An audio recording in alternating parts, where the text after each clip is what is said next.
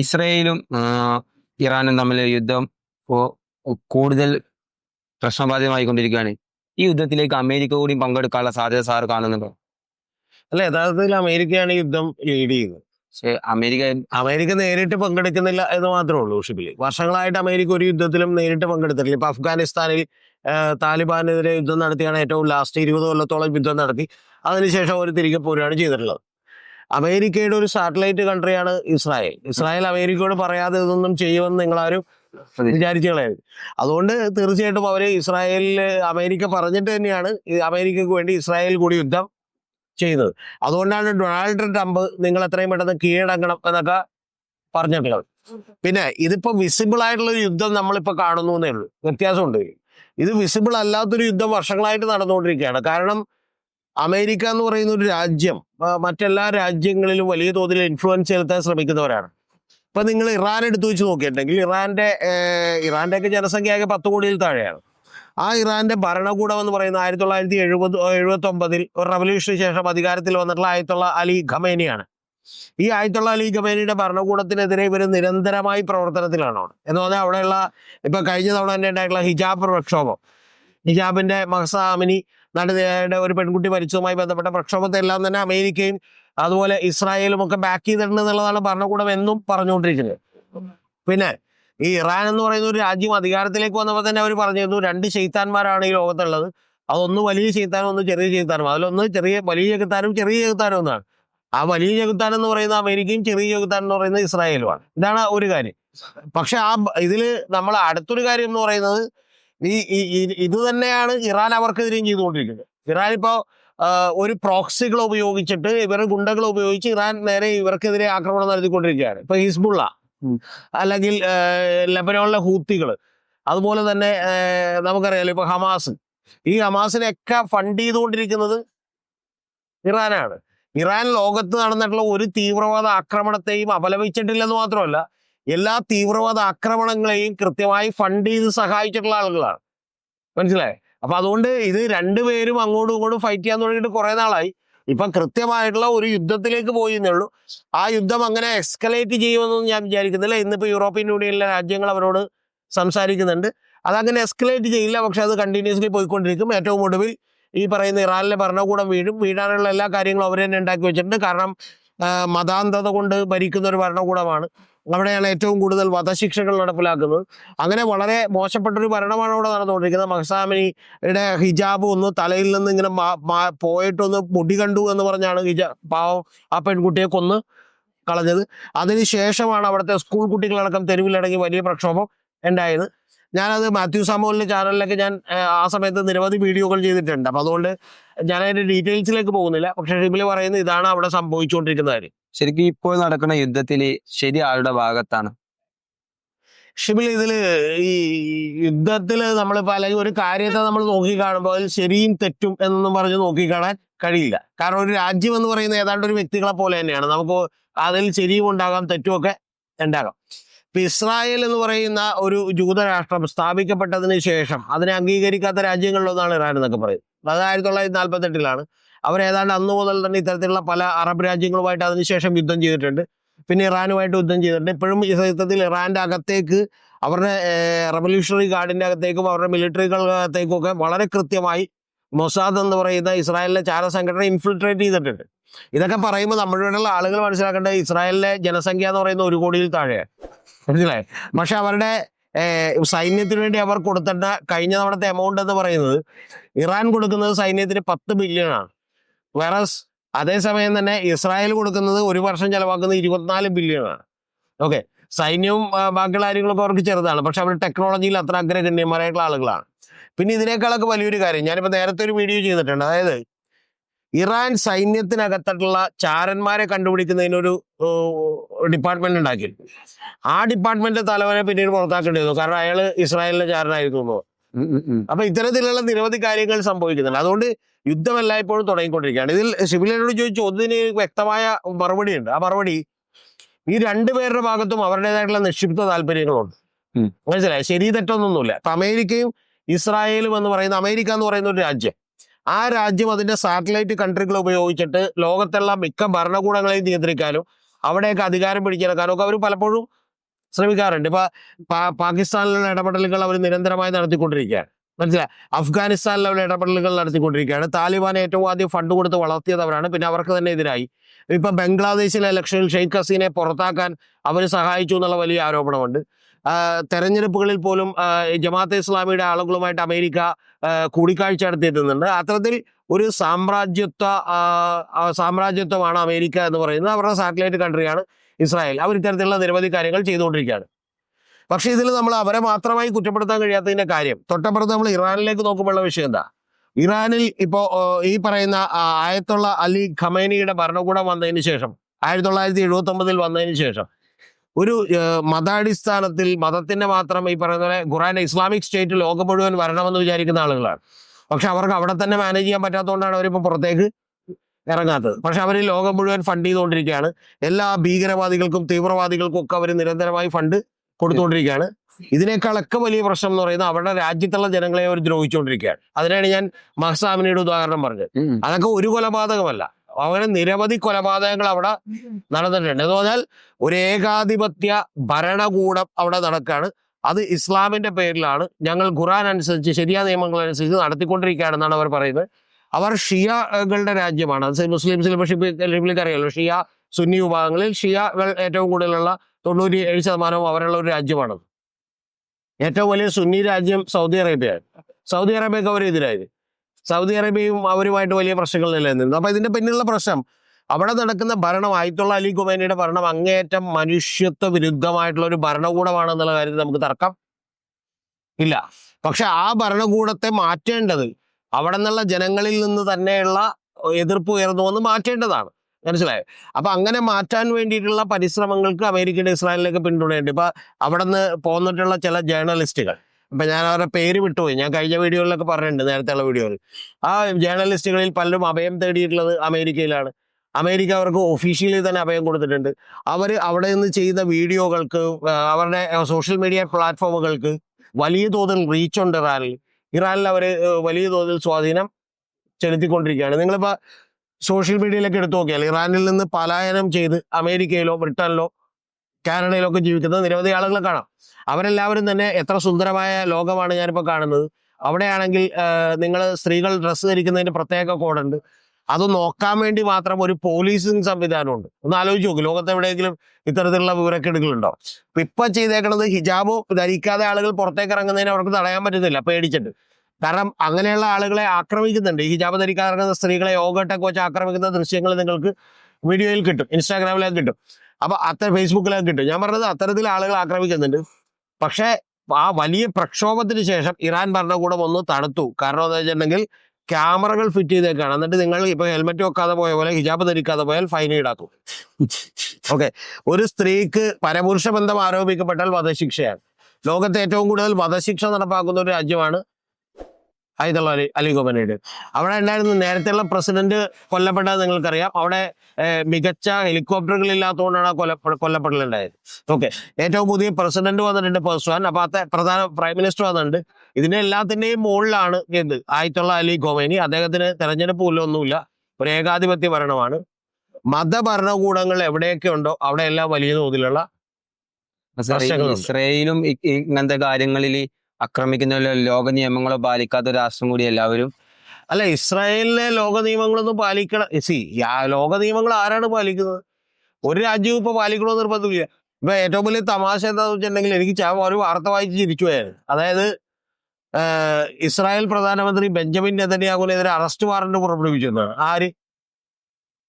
അപ്പൊ ഇത് നിങ്ങൾ അറിയേണ്ടത്, അങ്ങനെ നിയമം നോക്കുകയാണെങ്കിൽ ഷിബിലി, ഈ ഹൂത്തികൾക്കും അപ്പൊ ഹമാസിനും അതുപോലെ തന്നെ ഹിസ്ബുള്ളക്കും ഒക്കെ ആയുധം കൊടുക്കുകയും പേജർ കൊടുക്കുകയും ഫണ്ട് കൊടുക്കുകയും ചെയ്യുന്നത് ശരിയാണ്? അല്ല, അത് ശരിയല്ല. അതാ പറഞ്ഞ, ഇത് രണ്ട് രാജ്യങ്ങളും. അപ്പൊ ഇനി നിയമമൊന്നും നോക്കിയിട്ട് എന്തില്ല, യുദ്ധത്തിൽ നിയമമോ നീതിയൊന്നുമില്ല. ഇപ്പൊ ഇസ്രായേല് പറയുന്നത് ഇറാന് ഹോസ്പിറ്റലുകളിലൊക്കെ ആക്രമിച്ചു എന്നാണ്. അപ്പൊ അവരത് വലിയ ഖേദമായി കാണിക്കുന്നു. പക്ഷെ ഇവര് യുദ്ധം ചെയ്യുമ്പോ ഇങ്ങനെ ശ്രദ്ധിക്കാറുണ്ടോ എന്നുള്ളൊരു ക്വസ്റ്റ്യൻ അല്ലേ? ഇസ്രായേലിനോട് യുദ്ധത്തിന് നിങ്ങൾ പോയാൽ നിങ്ങൾ ഒരു നീതിയും അല്ലെങ്കിൽ നിയമവും ഒന്നും പ്രതീക്ഷിക്കണം. നമ്മൾ ആദ്യം അതിനല്ലേ വിമർശിക്കേണ്ടത്. എന്തിനാണ് അതിനെ വിമർശിക്കുന്നത്? അങ്ങനെയാണെങ്കിൽ ഈ സ്വന്തം രാജ്യത്തെ ജനങ്ങളെ ഇവര് കൊന്നെടുക്കുന്നതിനെ നിങ്ങൾ വിമർശിക്കണം. വിമർശിക്കണം. അതാണ് ഞാൻ പറഞ്ഞത്. അല്ല, വിമർശിക്കണമെന്ന് പറഞ്ഞാൽ നിങ്ങൾ അവരെ ചെന്ന് വെറുതെ ഇപ്പൊ ഹമാസ് തന്നെ October 7th അവരെ കയറി ആക്രമിച്ചു, അവരുടെ 100-300 പേരെ കൊന്നുകളഞ്ഞിട്ട് പിന്നെ ഞങ്ങളുടെ കുട്ടികളെയും ബാക്കിയുള്ളവരെയും കൊല്ലുന്നു എന്ന് പറഞ്ഞ് കരഞ്ഞിട്ട് കാര്യമില്ല. പക്ഷെ അവർ വർഷങ്ങളായി കൊലപാതകം തുടരുന്നവരെ നിങ്ങളിപ്പോ പറയുന്നു വർഷങ്ങളായി അവർ കൊലപാതകം തുടരുക എന്ന് പറയുന്നത്. നിങ്ങൾ ഇതിൽ കുറച്ചുകൂടി ഡീറ്റെയിൽ ആയിട്ട് പഠിച്ചാൽ മനസ്സിലാവും. ഇപ്പൊ ഇയർ ലാപ്പിഡ് എന്ന് പറയുന്ന അവിടുത്തെ നേരത്തെയുള്ള പ്രൈം മിനിസ്റ്റർ ഉണ്ട്. അദ്ദേഹത്തിന്റെ ഒരു പ്രസംഗം ഞാൻ വിവർത്തനം ചെയ്ത് മാത്യു സാമുവൽ ചാനലിൽ ഒരു വീഡിയോ ചെയ്തിട്ടുണ്ട്, കേൾക്കേണ്ടതാണ് ആ പ്രസംഗം.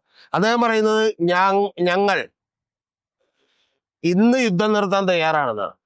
പക്ഷെ ഐക്യരാഷ്ട്രസഭയും ബാക്കിയുള്ള രാജ്യങ്ങളും ഞങ്ങൾക്ക് ഒരൊറ്റ ഉറപ്പ് നൽകണം, ഞങ്ങളുടെ കുട്ടികളെയോ ഞങ്ങളുടെ സ്ഥലത്തേക്കോ ഒരു മിസൈലും അവരവിടെ നിന്ന് അയക്കില്ല എന്ന്. അവിടെ കൃഷി നടത്താൻ, അവിടെ ഇപ്പോഴവിടെ ഇലക്ട്രിസിറ്റി കൊടുത്തുകൊണ്ടിരിക്കുന്നത് ഇസ്രായേലിൽ നിന്നാണ്. ഈ കൃഷി നടത്താൻ ഇസ്രായേലിലും അടക്കം നിരവധി ഫണ്ടുകൾ അവർക്ക് സഹായം ചെയ്യാമെന്ന് ഇയർ ലാപ്പിഡ് പറയുന്ന ഒരു കാര്യമുണ്ട്. പക്ഷെ ഒരു രാജ്യത്തിനും ഇവിടേക്ക് ഇസ്രായേലിലേക്ക് ഒരു അറ്റാക്ക് ഉണ്ടാവില്ലെന്ന് ഉറപ്പ് കൊടുക്കാൻ ഐക്യരാഷ്ട്രസഭയ്ക്ക് പോലും പറ്റില്ല. പിന്നെ ഷിബിലി പറയുന്നത് പോലും അല്ല കാര്യം. ഇതിന്റെയൊക്കെ ചരിത്രത്തിന്റെ പുറകോട്ട് പോയാൽ പല തെറ്റുകളും ഒക്കെ കാണാം. മനസ്സിലായി? ഇപ്പൊ ഫലസ്തീൻ എന്ന് പറയുന്ന ഒരു പ്രദേശം ഉണ്ടായത്, അവിടത്തേക്ക് ജൂതന്മാർ വന്നതാണ്, അവർ കുടിയേറിയതാണ്, പിന്നീട് ആ പ്രദേശം അവർക്ക് സ്വന്തമായതാണ്. അതിലൊക്കെ പല തെറ്റുകളും കാണാം. പക്ഷെ ആകെ 10-70 വയസ്സിനകം ജീവിച്ചു പോകുന്ന ഒരാളുകൾ 400 കൊല്ലുന്നതാണ്.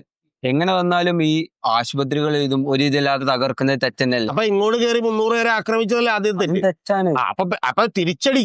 ഷിബിലി, നിങ്ങൾ എന്നെ കത്തിക്കൂത്തിയിട്ട് നിങ്ങൾ എന്റെ കൊച്ചിനെ കൊന്നിട്ട് ഞാൻ പിന്നെ നിങ്ങളോട് മറ്റേ ആക്രമിക്കുമ്പോഴത്തേക്കും നിങ്ങളെ മാത്രം തെരഞ്ഞുപിടിച്ച് കൊല്ലണമെന്നൊക്കെ പറഞ്ഞാൽ നടക്കില്ല. വെറുതെ പറയാന്ന് മാത്രമേ ഉള്ളൂ. അത് ശരിയാണ്. ഒരു പ്രശ്നം അവിടെ എല്ലാവർക്കും തുറന്നിപ്പോ ഒരു കാര്യം പറയാം. ഇപ്പൊ ഇന്ത്യ ഒരു രാജ്യത്തെ ആക്രമിക്കുകയാണ്. ഇന്ത്യ വെറുതെ ഇരിക്കുന്ന ഒരു രാജ്യത്തെ കയറി അങ്ങോട്ട് ആക്രമിച്ചാൽ അവൻ വന്ന് ഇവിടെ ആക്രമിക്കുമ്പോൾ നമുക്ക് കാഷ്വാലിറ്റീസ് ഉണ്ടാവും, സിവിലിയൻസ് കൊല്ലപ്പെടും. അപ്പൊ അതുകൊണ്ട് നമ്മൾ ചെയ്യേണ്ട ഒരു പണി എന്താണെന്നറിയാമോ? നമ്മൾ നല്ല ഭരണാധികാരികളെ തെരഞ്ഞെടുക്കണം. ചെയ്യുന്നത് ആശുപത്രികളും കേട്ടില്ല, ആശുപത്രികളെ സ്കൂളുകൾ. അങ്ങനെയാണെങ്കിൽ തീർച്ചയായും ഷിബിലൂടെ ചോദിക്കുന്നു, ഇവരെന്തിനാണ് ആശുപത്രികൾക്ക് കീഴിലും അത് സ്കൂളുകൾക്ക് കീഴിലുമുള്ള ഈ പറയുന്ന ഇവർക്ക് സുരക്ഷാ സംവിധാനം ഒരുക്കുന്നത് എന്താണ്? ഇവരെന്തിനാണ് ഹ്യൂമൻ ഷീൽഡിനെ മറയാക്കുന്നത്? എന്തിനാണ്? അതല്ല അതിലും വലിയ തെറ്റി. നിങ്ങൾ ഈ പറയുന്ന പോലെ ഇവിടുത്തെ PFIയുടെ, ഞാനിപ്പോ പേര് വിട്ടുപോയി, മറ്റേ കാരക്കുന്ന് എന്ന് പറയുന്ന ഒരു പുള്ളിയുടെ പ്രസംഗമുണ്ട്. ഏത്? ഇവിടുത്തെ ആളുടെ SDPIക്കാരന്റെ. എന്താണെന്നറിയാമോ? ഇവിടുത്തെ ആളുകൾ പറയുന്ന അവിടുത്തെ കുഞ്ഞുങ്ങൾ, അല്ല ഇവിടുത്തെ ആളുകൾ പറയുന്ന ന്യായീകരണം എന്താണെന്നറിയാമോ? അല്ല നിങ്ങൾ ഇതിന് പറ, കുട്ടികളെയും അതുപോലെ അവരുടെ ജനതയെയും അവർ ബന്ദികളാക്കുകയോ അല്ലെങ്കിൽ അവരെ ഹ്യൂമൻ ഷീൽഡായിട്ട് ഉപയോഗിക്കുന്നതോ ശരിയാണോ? അത് ശരിയല്ല. ഒരു മിനിറ്റ്, പ്രശ്നങ്ങൾ പറയുന്നത് ഇവിടുത്തെ ആളുകൾ പ്രസംഗിക്കണ, ഇവിടുത്തെ ആളുകൾ പ്രസംഗിക്കുന്നതല്ല പറയുന്നത്. അല്ലല്ല, ഇവിടുത്തെ ആളുകൾ പ്രസംഗിക്കുന്നതല്ല പറയുന്നത്. ഇപ്പൊ ഒരു ഉദാഹരണം പറയാം.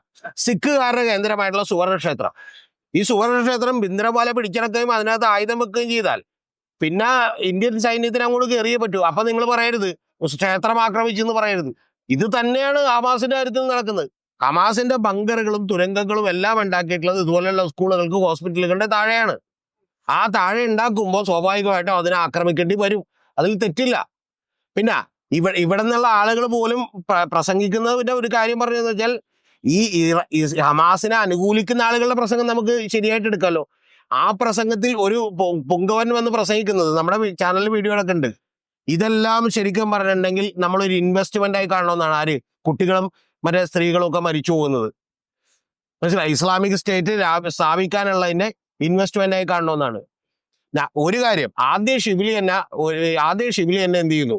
ആദ്യം ഞാൻ ഷിബിലിനെ കയറി ആക്രമിക്കുന്നു. അതായത് ഇരിക്കുന്ന ഒരു ഷിബിലിനെ കയറിയിട്ട് എന്ത് ചെയ്യുന്നു? കറക്കുറ്റിക്കിട്ട് ഒരു 8 അടിയായിരുന്നു. അപ്പൊ ഷിബിലി എന്നെ വാക്കത്ത് എടുത്ത് വെട്ടുമ്പോൾ ഞാൻ പറയണം, അങ്ങനെ വെട്ടരുത്, ഞാൻ കറക്കുറ്റിക്കിട്ട് അടിച്ചല്ല, അത് കൃത്യമായിട്ട് അടിക്കണം, പിന്നെ എന്റെ വീട്ടിലുള്ള ആർക്കും ഒരു ഉപദ്രവം ഉണ്ടാവരുത് എന്ന് പറയുന്നതിൽ കാര്യമില്ലെന്ന് ഞാൻ പറഞ്ഞു. ആദ്യം ഈ ഫലസ്തീനുകളെ അങ്ങോട്ട് ആക്രമിച്ചത് കൊണ്ടാണ്. ഫലസ്തീൻ അങ്ങോട്ട് ആക്രമിച്ചു എന്ന് ഞാൻ പറഞ്ഞില്ല. ഫലസ്തീന്റെ കോസ് ജെനുവിൻ ആണ്. പക്ഷെ ആ ഫലസ്തീന്റെ കോസിന് വേണ്ടിയിട്ട് ഹമാസിനെ നമുക്ക് അംഗീകരിക്കാൻ പറ്റില്ല. സാർ, നമ്മൾ ഹമാസിനെ എതിർക്കുന്ന പകരം നമ്മൾ ഇസ്രായേലിനെ സപ്പോർട്ട് ചെയ്യുന്ന തെറ്റല്ലേ? ഇസ്രായേലിനെ നമ്മൾ സപ്പോർട്ട് ചെയ്തില്ലല്ലോ. ഹമാസ് ഈ പറയുന്ന ഇതാണ് പ്രശ്നം. ഫലസ്തീൻ ജനത അവിടെ ഇസ്മായിൽ ഖാനിയക്ക് 56% വോട്ട് കൊടുക്കുകയും അവിടെ ഭരണകൂടം സ്ഥാപിക്കുകയും ചെയ്യുമ്പോൾ ആ ജനത അനുഭവിക്കേണ്ടി വരും. അത്രയുള്ള കുഴപ്പം. നാളെ ഞാൻ തുറന്നു ഷിബിലിയോട് പറയാം, ഇന്ത്യൻ ജനത ഏതെങ്കിലും തീവ്രവാദ പ്രസ്ഥാനത്തെ ഭരണത്തിൽ എഴുതിയാൽ അവൻ തോന്നിയാസം കാണിച്ചാൽ ഞാനത് ഷിബിലിയൊക്കെ അനുഭവിക്കേണ്ടി വരും. സിമ്പിളാണ് ലോജിക്ക്. മനസ്സിലായി? ഇപ്പൊ ശരിക്കും പറഞ്ഞാൽ ഇപ്പൊ ട്രംപിനെ അധികാരത്തിലേറ്റി അമേരിക്ക. നാളെ ട്രംപ് എന്തെങ്കിലും പോക്കൃതരം കാണിച്ചാൽ അവിടെയുള്ള ജനത മൊത്തം അനുഭവിക്കേണ്ടി വരും. അതായത് ട്രംപിനെ മാത്രമായിട്ട് രാവിലെ വന്ന് എന്ത് ചെയ്യൂല, അറ്റാക്ക് ചെയ്യില്ല. ഇപ്പൊ ഇറാനെ തന്നെ ആക്രമിക്കാൻ തീരുമാനിച്ചു, അല്ലെങ്കിൽ കൊറിയനെ ആക്രമിക്കാൻ തീരുമാനിച്ചു. തിരിച്ചെന്താണ് ചെയ്യാന്നുള്ളത് നമുക്ക് പ്രതീക്ഷിക്കാൻ പറ്റില്ല. ഇതെല്ലാ കാലത്തും ഉണ്ടായിട്ടുണ്ട്. സെക്കൻഡ് വേൾഡ് വാറിൽ എന്താ സംഭവിച്ചത്?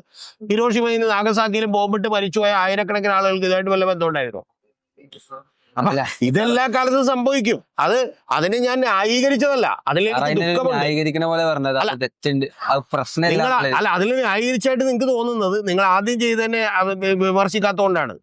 ഒക്ടോബർ 7 ഒരു പ്രകോപനമില്ലാതെ ഇസ്രായേലിലേക്ക് കയറി ആക്രമിക്കുമ്പോ അത് തെറ്റാണെന്ന് ആദ്യം പറയണം. അതിന് മുന്നേ പ്രശ്നങ്ങളല്ലേ? അതിന് മുന്നേ എന്താ പ്രശ്നം? ആളുകൾ അവിടെ ആക്രമിച്ചു. അതിന് മുന്നേ എന്താ പ്രശ്നമുള്ളത്? അത് പറ. സ്ഥിരമായിട്ട് ഇസ്രായേല് ഫലസ്തീനെ ആക്രമിക്കാറില്ല എന്നാണ് സാർ പറഞ്ഞത്. അതിന് മുന്നേ ഉള്ള പ്രശ്നം എന്താണ്? അത് പറ. അതിന് മുന്നേ ഉള്ള പ്രശ്നം ഈ പറയുന്ന പോലെ അതിനു മുമ്പ് യാസർ അറാഫത്ത് ഉണ്ടായിരുന്നു. മനസ്സിലായ? വെസ്റ്റ് ബാങ്കിലും ഗസയിലുമുള്ള ഈ പറയുന്ന പോലെ യാസർ അറാഫത്ത് PLO അവരെല്ലാവരും അംഗീകരിച്ചിരുന്നു. അവരോട് വലിയ അനുഭാവപൂർണമായ സമീപനമാണ് ഇന്ത്യ പോലും കൈക്കൊണ്ടിട്ടുള്ളത്. കാരണം എന്താ? യാസർ അറാഫത്ത് ഫലസ്തീന്റെ മോചനത്തിന് വേണ്ടി പോരാടുന്നവരാണെന്ന് പറഞ്ഞ് ധാരണ കൊടുക്കാൻ കഴിഞ്ഞിരുന്നു. ഇപ്പോ നിങ്ങൾ അറിയേണ്ടത് ഈ ഹമാസ് എന്താ പറഞ്ഞുകൊണ്ടിരിക്കുന്നത് അറിയോ? അവരെന്തുകൊണ്ട് സപ്പോർട്ട് ചെയ്യാൻ പറ്റാത്തത്? അവർ ഫലസ്തീന്റെ മോചനമല്ല പറയുന്നത് സുഹൃത്തെ.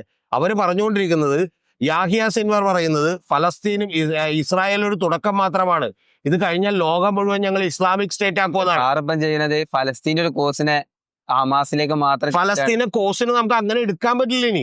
കാരണം എന്താ, നാളെ എന്താ മറ്റേ 1 കോടിയോളം വരുന്ന മറ്റേ ഇസ്രായേലികളെ മുഴുവൻ നമ്മൾ കടലിൽ കൊണ്ട് കളയോ? ഇപ്പൊ ഒരു കാര്യം തിരിച്ചു ചോദിച്ചാൽ മതി. ഒരു കാര്യം തിരിച്ചു ചോദിക്കട്ടെ. ഇന്ത്യയില് നമുക്ക് ബാബറി മസ്ജിദ് എന്ത് ചെയ്തല്ലോ? പൊളിച്ചല്ലോ. നിങ്ങൾ അതിനെ അനുകൂലിക്കുന്നുണ്ടോ? ഇല്ലല്ലോ. ഈ ബാബറി മസ്ജിദ് പൊളിക്കാനുള്ള കാര്യം എന്താ? അവിടെ നേരത്തെ ക്ഷേത്രം ഉണ്ടായിരുന്നു എന്നും ആ ക്ഷേത്രം പൊളിച്ചുകൊണ്ടാണ് ഈ ബാബറി മസ്ജിദ് പള്ളി പൊളിച്ചു എന്നുള്ള കാര്യമല്ലേ? അല്ലേ? ഇപ്പൊ 300 400 കൊല്ലങ്ങൾക്ക് മുമ്പ് അങ്ങനെ സംഭവിച്ചിട്ടുണ്ടെങ്കിൽ തന്നെ ഇപ്പൊ അത് തിരുത്തുന്നതിൽ വല്ല കാര്യമുണ്ടോ? അങ്ങനെ മുന്നേത് കണ്ടിന്യൂസ് ആയിട്ട് ചെയ്തു പോരുന്ന. ഇതിവിടെയും ഞാൻ പറയുന്നത് 1 കോടി ജനങ്ങൾ വന്ന് ഇവിടെ താമസമാക്കി, ആ പ്രദേശമാക്കി. ഇനി അവിടെ ഒരൊറ്റ സൊല്യൂഷൻ ഉള്ളൂ ഷിബിലി. അതെ ശബരി. അല്ല, ഞാൻ ചോദിക്കണേ, ഇതിന് എന്താ സൊല്യൂഷൻ എന്താന്ന് പറഞ്ഞു ഷിബിലി? സാർ, ഇസ്രായേലികളെ മുഴുവൻ എന്ത് ചെയ്യും? അവിടെ നിന്ന് മാറ്റിയിട്ട് ലോകരാജ്യങ്ങൾ മുൻകൈ എടുത്തിട്ട് ലോകരാജ്യങ്ങൾ മുൻകൈ എടുത്ത് 2 സ്റ്റേറ്റ് നേഷൻ തിയറി അത് വെച്ചതിന് ശേഷം അത് അംഗീകരിക്കാത്ത ആരാണ്? അത് ഷിബിലി പഠിക്ക്.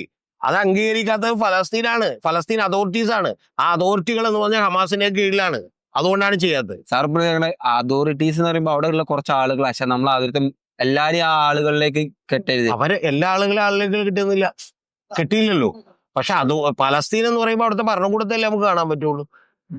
ഇപ്പൊ ഇന്ത്യ എന്ന് പറയുമ്പോഴത്തേക്കും നരേന്ദ്രമോദി പറയുന്നത് നമ്മൾ കാണുന്ന, ബാക്കിയുള്ള ജനങ്ങളെ മുഴുവൻ കാണണമെന്ന് പറഞ്ഞ കാര്യമുണ്ടോ? ഇന്ത്യയുടെ നിലപാട് എന്താന്ന് ചോദിക്കുമ്പോൾ നരേന്ദ്രമോദി പറയുന്ന നിലപാട് നമുക്ക് പറയാൻ പറ്റുള്ളൂ. അതാണ് പുറത്തേക്കുള്ള നിലപാട്. അതെ, പുറത്തെ പക്ഷെ അതിനെ വിമർശിക്കുന്നതിന് തെറ്റില്ല. അല്ല, വിമർശിക്കാം, അതിന് കുഴപ്പമില്ല. പക്ഷെ ഫാക്ട് ആണ്. ഈ 2 നേഷൻ തിയറി എന്ന് പറയുന്ന ഒറ്റ കാര്യം ഇവിടെ പാലിക്കാൻ പറ്റുള്ളൂ. ആ 2 നേഷൻ തിയറിയുടെ ഭാഗമായിട്ടാണ് ഫലസ്തീൻ നിലവിൽ വന്നത്. അതിന്റെ ഭാഗമായിട്ടാണ് ഗാസയും വെസ്റ്റ് ബാങ്ക് നിലവിൽ വന്നത്. അതിന്റെ ഭാഗമായിട്ടാണ് ഇസ്രായേൽ വന്നത്. ഇനി അതേ സൊല്യൂഷൻ ഉള്ളൂ. അല്ലാതെ 500 കൊല്ലങ്ങൾക്ക് മുമ്പേ പോയ ഒരു തെറ്റൊന്നും നമുക്ക് തിരുത്താമെന്ന് വിചാരിക്കാൻ പറ്റില്ല. അത് തെറ്റായിട്ടുള്ള കാര്യമാണ്. സാർ, ഇനി ഈ 2 രാജ്യങ്ങളുടെ യുദ്ധം ലോകത്തെ എങ്ങനെ ബാധിക്കും? അല്ല, ലോകത്ത് ഇപ്പൊ അത് എസ്കലേറ്റ് ചെയ്യപ്പെടുമെന്നൊന്നും ഞാൻ വിചാരിക്കുന്നില്ല. രണ്ട് രാജ്യങ്ങൾ തമ്മിലുള്ള യുദ്ധം അമിക്കബിളി സെറ്റിൽ ചെയ്യപ്പെടാനാണ് സാധ്യത. അതിന് കാരണം ഇത് എസ്കലേറ്റ് ചെയ്തിട്ടുണ്ടെങ്കിൽ ഇതിന്റെ പിന്നിലുള്ളതൊക്കെ വലിയ തോതിലുള്ള ബിസിനസ് താല്പര്യങ്ങളാണ്. ആ ബിസിനസ് താല്പര്യങ്ങളൊക്കെ ഏതാണ്ട് നടത്തി കഴിഞ്ഞാൽ അവർ അതിനപ്പുറത്തേക്ക് അത് എസ്കലേറ്റ് ചെയ്യാൻ അത് സമ്മതിക്കില്ല. കാരണം അതൊക്കെ ഏതാണ്ട് പരിഹരിക്കപ്പെടും എന്ന് തന്നെയാണ് ഞാൻ വിചാരിക്കുന്നത്. അല്ലാതെ അമേരിക്കയുമായിട്ട് ഇപ്പോൾ നേരിട്ടൊരു യുദ്ധത്തിന് പോവുകയോ അവിടെ അത്തരത്തിലൊരു കാര്യം ചെയ്യുകയോ ഒന്നും ചെയ്യാനുള്ള ഒരു സാധ്യതയും നിലവിലില്ല. ആയുധ വ്യാപാരത്തിന്റെ ബിസിനസ് ഒക്കെ നടന്നു കഴിയുമ്പോൾ ഇത് പതുക്കെ നിർത്തും. ഇത്തരത്തിലുള്ള ടെൻഷൻസ് ഉണ്ടായിക്കൊണ്ടിരുന്നില്ലെങ്കിൽ ആയുധ വ്യാപാരം കൃത്യമായിട്ട് നടക്കില്ല. ലോകത്തിലെ ഏറ്റവും വലിയ ആയുധ വ്യാപാരം അമേരിക്കയാണ് നടത്തുന്നത്.